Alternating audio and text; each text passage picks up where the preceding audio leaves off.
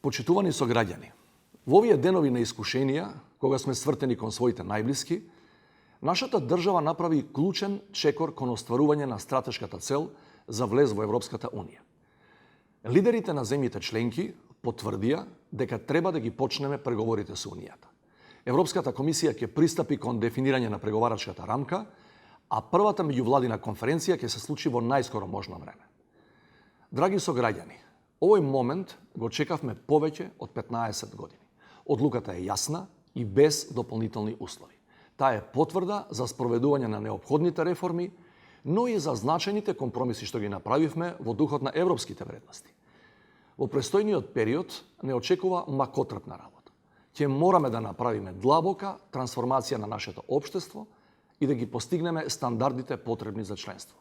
Од тука, по надминувањето на кризата со епидемијата, очекувам надлежните политички фактори да ги насочат сите капацитети кон што поскоро остварување на крајната цел.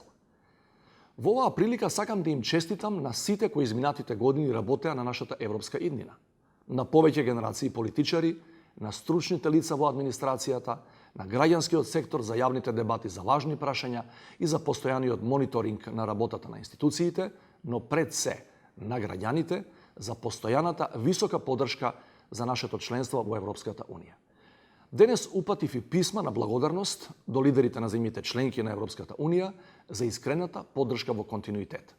Пред 3 дена, со најавениот пакет на економска помош и конкретно се уверивме во европската солидарност, уште пред да станеме полноправна членка на организацијата, и тоа во период кој е тежок и без преседан за сите на континентот, без исклучок.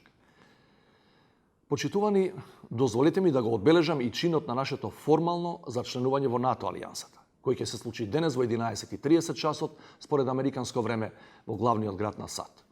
Иако поради тешкиот период низ кој поминуваме, не можеме да се израдуваме и да ги одбележиме овие настани како што доликува, сепак станува збор за историски успеси кои по 3 децении независност конечно ја потврдуваат македонската безбедност и ја гарантираат нашата иднина.